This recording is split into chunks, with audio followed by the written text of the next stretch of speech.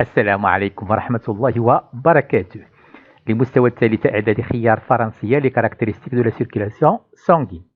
Comme vous le savez très bien, la circulation sanguine comporte deux circuits. Ces deux circuits-là sont en série. Effectivement, nous avons la disposition de la circulation pulmonaire et celle générale. Ils sont en série. Donc, circulation pulmonaire, circulation générale. Alors que la disposition dans le cas de la circulation générale, on voit très bien que les organes ils sont disposés en parallèle. Comme je l'ai déjà dit, bien sûr, la circulation pulmonaire appelée aussi petite circulation, on voit très bien que le sang va quitter le ventricule droit, il va se diriger par les artères pulmonaires vers les poumons. Au niveau des poumons, il y aura des échanges gazeux, bien sûr, plus précisément au niveau des alvéoles pulmonaires, il y aura des échanges gazeux entre l'air alvéolaire et le sang. Le sang va se débarrasser du CO2, du dioxyde de carbone, il va s'enrichir en dioxygène. Donc, il va quitter les poumons par les veines pulmonaires et se diriger vers l'oreillette gauche. Bien sûr, chargé en dioxygène, comme je l'ai déjà dit, c'est notre circulation pulmonaire. Alors que la circulation générale, dans ce cas-là, appelée aussi grande circulation, on voit très bien que le sang chargé en O2, en dioxygène, va quitter le ventricule gauche, va se diriger par les artères vers tous les organes, il va revenir par les veines caves, bien sûr chargé en dioxyde de carbone cette fois-ci, et se diriger vers l'oreillette droite. C'est notre circulation générale. Une question qui se pose, et si la disposition de la circulation sanguine était autrement? On va prendre deux modèles. Modèle 1, les poumons en parallèle avec les organes. Alors, quel est le problème qui se pose dans ce cas-là? On voit très bien que le sang qui va quitter les organes, poumons, organe 1, organe 2, organe 3, il est chargé en CO2. Donc, il va revenir, comme vous le constatez bien sûr, il va passer par la moitié droite du cœur, puis la moitié gauche. Il va revenir vers les organes, mais on voit très bien qu'une partie du volume sanguin, c'est qui va passer par les poumons. Alors que les autres organes, dans ce cas-là 1, 2 et 3, ils vont recevoir du sang qui est chargé en CO2 et non pas en oxygène. Donc c'est un problème bien sûr, comme vous le savez très bien, au niveau des organes, plus précisément au niveau des cellules. Il y a des échanges gazeux entre la cellule et le sang. À ce niveau-là, bien sûr, ces échanges-là, ils se font selon le principe de diffusion partielle des gaz. Dans ce cas-là, bien sûr, le sang qui va arriver au niveau des cellules, il sera chargé en CO2. Peut-être la teneur en CO2 il est plus élevée dans le sang que dans la cellule. Et dans ce cas-là, on va voir que le CO2 va passer du sang vers la cellule et non pas l'inverse de la cellule vers le sang.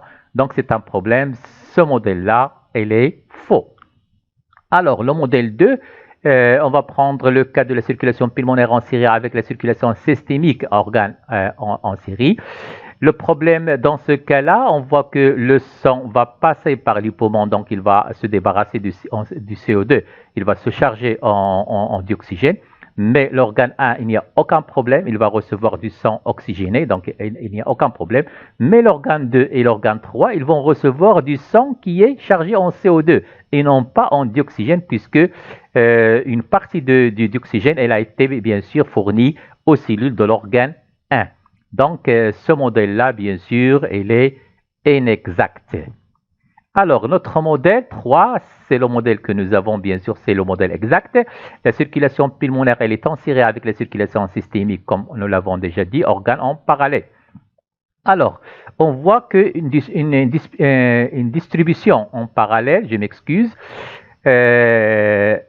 permet 1. La totalité du volume sanguin qui va quitter tous les organes va passer par les poumons. Donc, il va se débarrasser du CO2, il va se charger en dioxygène.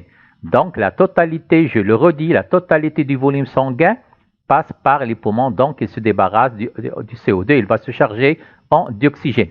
2, on voit qu'au niveau des organes, chaque organe va recevoir du sang oxygéné et avec la même teneur en dioxygène. Donc, c'est un bon modèle, bien sûr. C'est une très bonne distribution puisque chaque organe va recevoir, va assurer, bien sûr, ses besoins en dioxygène par l'arrivée du sang avec une teneur, bien sûr, avec une teneur en dioxygène qui est une bonne teneur en dioxygène.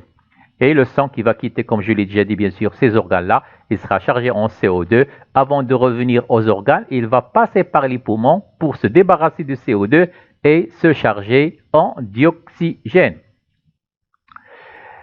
On va parler maintenant des adaptations circulatoires pendant l'effort physique. Dans le cas d'un effort physique, quelles sont les modifications qu'on peut noter sur la circulation sanguine? Comme vous le savez très bien, pendant l'effort physique, on va prendre le cas d'un repos, حالة جلوس المتحرك فلاش بالعربية لم أتمكن من ترجمته للفرنسية. Donc حالة جلوس, donc on voit très bien que la fréquence cardiaque elle est de 70 battements par minute, et la fréquence respiratoire 16 mouvements par minute.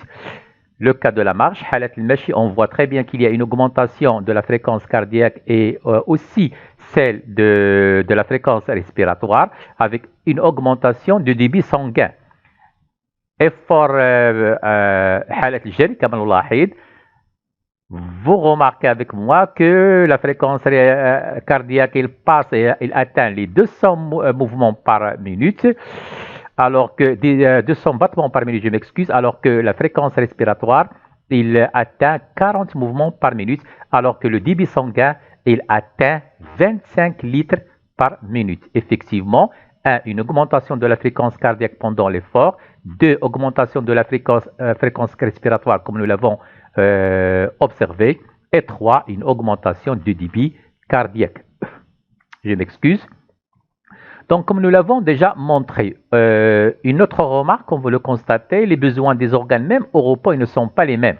Le cerveau a besoin uniquement de 0,7 litres par minute, les viscères et les autres organes 3 litres par minute, la peau 0,3 et les muscles 1. Le débit sanguin, au repos, le débit cardiaque, je m'excuse, comme nous l'avons déjà noté, il est de l'ordre de 5 litres par minute. Alors que pendant un effort, on observe bien que notre débit cardiaque il passe à 25 litres par minute et on voit très bien que le débit sanguin au niveau des muscles, il passe de 1 litre par minute à 21 litres par minute. Il donne une très forte augmentation de débit sanguin au niveau des muscles. Les muscles, les cellules musculaires, ils ont besoin d'un apport considérable en dioxygène, puisque, comme vous le savez, un petit rappel bien sûr, le dioxygène va réagir avec le glucose. Donc, un petit rappel de la réaction.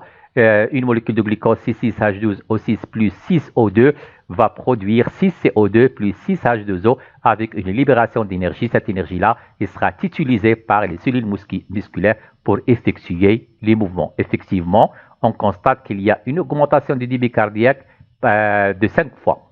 Alors, l'apport préférentiel du dioxygène aux muscles en activité résulte. Donc, il y a un apport, une augmentation, si on veut dire bien sûr, du débit sanguin au niveau des muscles et par conséquent, un apport, une augmentation de l'apport en dioxygène.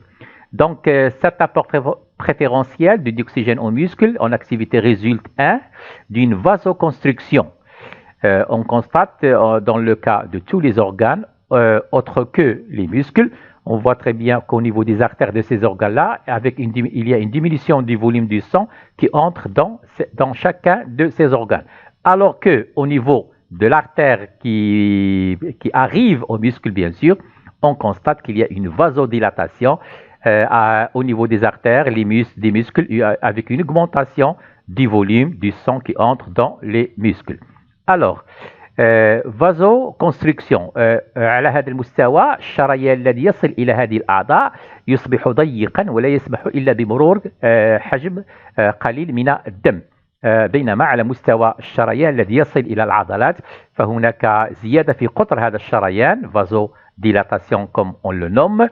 هذا زيادة في قطر الشريان الذي يصل إلى العضلات هو الذي يسمح بدخول حجم أكبر من الدم. لذلك كما لاحظنا سابقا بطبيعة الحال الصبيب الدموي على مستوى العضلات يرتفع من 1 لتر في الدقيقة إلى 21 لتر في الدقيقة. Donc l'explication se fait par une vasoconstriction et une vasodilatation. Pour bien comprendre ces deux phénomènes, bien sûr, on va prendre les deux cas. Donc, nous avons un muscle au repos, donc il est inactif. On va voir ce qui se passe. Dans ce cas-là, il y a une vasoconstriction, muscle lisse contracté. Donc, le volume du sang qui passe vers les muscles, c'est un volume qui est plus bas, si on veut dire, bien sûr. Donc, voyons ce qui se passe. Voilà. Effectivement, il y a passage du sang vers les muscles. Il va fournir, bien sûr, aux cellules musculaires le dioxygène. Il va les débarrasser du CO2.